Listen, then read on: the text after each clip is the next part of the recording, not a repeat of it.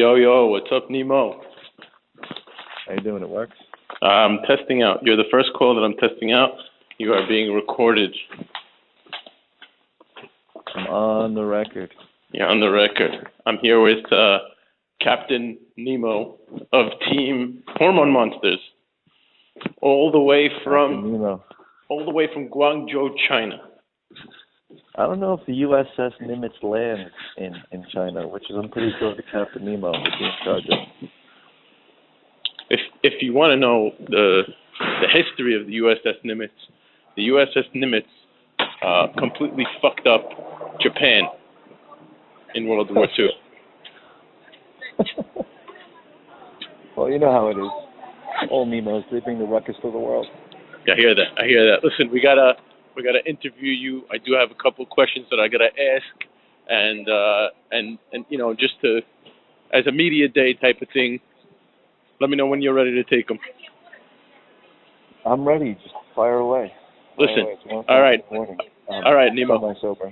When drafting your team, what were the key components you were looking for in the later round guys? We knew the obvious picks of Mokas and Sherrari. What were your key components in drafting the later guys? You have anyone in specific? Like, I'll tell you this much. Ezra was someone I was targeting as a late round pick, mainly because I've seen him show flashes of brilliance during the Mazza bowl games. I mean, he put the team on his back one year when everyone was hobbling, and he just made one hand catch after one belly hand catch after another. And I gotta tell you, that gut of his that year, it worked out well. Put the ball right in the money. He was using it to his advantage.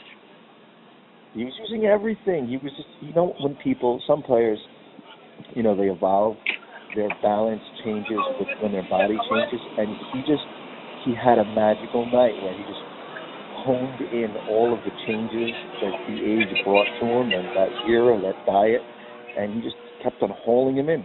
I don't know, he was locked in. I'm hoping to have one of those outings from Ezra put us over the top, because I don't think that they can guard Ezra on top of the people that we already have. I hear that. Now the Parks and Recs Department of New York City, right? The field that we're playing on, they have it dubbed as a soccer field. You have any comments to the Parks and Rec Department on that? Listen, I'm going to say this. Soccer is growing, and I'm okay with sharing, the type of fields, calling it a soccer field, a football field, doesn't really bother me. To me, it's, adapt, adjust, like Batman says, or he was taught by his former nemesis/teacher. Mind your surroundings, and I think my team will mind their surroundings, whether we play with soccer or whether we play with a football. Now, draft for the winning team. Oh wow, you're putting that. I'll speak to you about the winning team after. We have a couple minutes till we get there. Another question: Who would be, if we had a halftime show for Mazza Bowl, anybody on the planet, what would be your ideal halftime show performer? I just came out of this lounge, and I got to tell you, this pianist and the singer were pretty damn solid. So it's the only people I can think of right now. But if I had to pick a celebrity, anyone in the world, I would pick for a halftime show. Obviously, it would have to be electric. Halftime show has to have some sort of performance that goes beyond singing. Dancing is appreciated. Could I go as far back in history as possible? Do it, baby. Michael Jackson is an obvious pick, but I don't want to go with Michael Jackson. Too controversial. I'll avoid that. Off the bat, I'd go. Man, tough. Nice question. I like that question. I got a whole bunch of questions. Where that came from. I'm a big fan of Justin. I think Justin has a nice overall skill set. He's got the singing, he's got the dancing. I like Chris Brown, despite the fact that he's clearly a woman beater. I like we'll make calls. Mars. We'll make calls. Bruno Mars was solid. Who else? You know what? I think they got to introduce a little bit to the halftime shows, a little bit of comedy also. There are a lot of funny artists out there who also sing and also dance. Great point. Now we'll move on. Usher, to the next question. Will Smith, Usher. I like those type of performers. Next question. Mm-hmm. I'm with you. Who's your sports hero and why? When Nimo was a kid, first watching sports. What kind of freaking question is that? Who's your sports hero? Okay, I'll tell you a short story. I was in high school. I think it was 11th grade or 10th grade. At 4 p.m., a couple of friends came up to me like, yo, the Super Bowl's tonight. We're ditching. We're just leaving this, settlement that our yeshiva was in. We're hitchhiking to Jerusalem. We're renting a hotel room, which will have METV, and we're going to watch the Patriots Super Bowl. I forgot who it was versus the Rams. I don't even know. But Vanatelli won it. I fell asleep in the third quarter. It was the same year Justin ripped off what's-her-face's dress and revealed little boobage, Janet Jackson. How are you? Yeah, so sports legend number one, Justin Timberlake. Thank you for that. Thank you. A little adolescent fun. But it's got to be Tom Brady. I mean, I've been obsessed with Tom Brady since as long as I started watching football. That makes perfect sense. He's still living, and he's still rocking, and I hope he plays till he's 70. He could probably swing it from a wheelchair if he really wanted to. He's on that trajectory. He's amazing. He's definitely a sports hero. He's definitely the guy to live up to. So much consistency, persevered, multiple injuries. I don't know, just major inspiration when it comes to sports. Now, one word that describes Nimo Aloof. That's a bad question for me. One word that describes Nimo Aloof. Oof. Nothing and everything. I don't know. One word.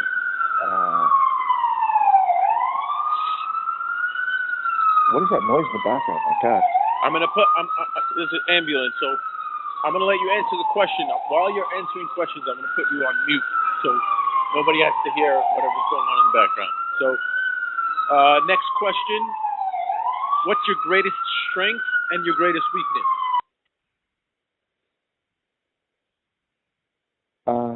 My greatest strength would be my ability to read people. My greatest weakness would be not taking my own advice that I give to others. What team? Do you have any specific team that you choose to play in on Madden? They have to have fast wide receivers. I don't care what their names are. And kick-ass running back so I can run some play action. Got to be a quarterback with a massive arm. This year I actually tested out KC, Pittsburgh, the Patriots. I've probably had the best luck with the Rams. Just their stacked lineup. In elementary school, when they were when they were drafting people for dodgeball, where were you selected and how do you feel? Do you feel that was justified? Dodgeball was definitely one of my sports. Also one of my favorite movies. I was picked number one because I didn't care. I would stand right up at the line. I would catch everything, and I would peg people without mercy. Head safety was something that I took advantage of. I'm like, okay, I'll hit you in the head. I want you to stay in the game so I can hit you in the head again. And then you stay in the game again so I can hit you in the head, but eventually you can't come back in. Now, given the guys that you drafted on your team, well, rather the guys you didn't draft, who would you say is the most annoying guy on the other team and why? Hands down, Moshal. I mean, it's tough to find someone who is so bad at throwing the ball and persistently wants to be quarterback. I think he's got to be the most annoying guy to play against in any sport. Also because of the phantom calls. A lot of our guys make phantom calls in different sports, but Moshal will make a call when his back is to the field, and he'll be like making it with the most confidence that you've ever seen. Like you almost think that he had, the ref shirt on, and he was watching the play the whole time. That he had like a TV booth review section that was just to him that he can make these calls, like the tennis replay system, and he just makes it with so much confidence. And you're like, what game are you watching? You almost think he's delusional sometimes. Hands down, Moshal. They hate it. Now, I know the answer to this one, but for the fans, are you a boxers or briefs guy? Ooh. I guess it depends on the temperature. If it's hot out, I'm a boxer briefs guy. If it's super cold out, I like to have my boys got to have a little bit of a home, to contain the temperature. So I guess I play the temperature with that one. I swing both ways with that one. Now, final question, Nemo. I definitely like some air. I guess we all do. Makes sense. Now, final question. Interesting question. Listen, man. When you hear some of the questions I came up with for all the other guys, you're gonna think there's something fucked up in my brain. I already do. Final question. I already do. I'm good. Boxer briefs questions. I'm wearing thermals to the game. It's not going to be freezing. Give me a score prediction. No, I refuse. Every time I get a score prediction, it's like I'll talk cocky, I'll talk confidence, but there's no score prediction for me. Okay, fine. I'm going to keep on pouring it on as much as I can. Fine. So then give me 4 touchdown differential. Who knows? So then give me parting words for Team Shame Wizard. Well, their team, I'll say Kishmo Kenhu. They're going to be the Shame Wizards. They're going to be shamed to hell. I will show no mercy. Mainly because Moshel's on that team, and I just don't like him. He's blocked. He's been blocked on every single social media outlet I have. I might even tag him a couple of times just to show him that he can't catch an interception. You're also forgetting the fuck Chuck factor is also on that team. No. Fuck Chuck is not even a factor. Did I ever tell you? I don't know if you were there that Sunday, okay? But I had a torn ACL. And I knew the only thing that I could do was run straight line speed. And I was supposed to play quarterback, but this one play, Charles was just talking so much smack. I lined up at wide receiver, wide left. Ran the simplest double move in the world. Caught it one-handed. Pushed him off after I caught it so he couldn't, touch me with two hands. Two-hand touch. And as I caught it with one hand, I'm like, how do you like that? Strode into the end zone with a torn ACL. I don't know how he ever talked smack after that again. You killed him. Killed him. I destroyed him. His kids will know about it forever. Anyways, Nemo, thank you for the call. Thank you, guys. It's a pleasure being on, and I look forward to coming back to New York. Hopefully I'll get a little time to rest and then sling it around, make it rain out there. Have a good night. See you, buddy. Bye-bye.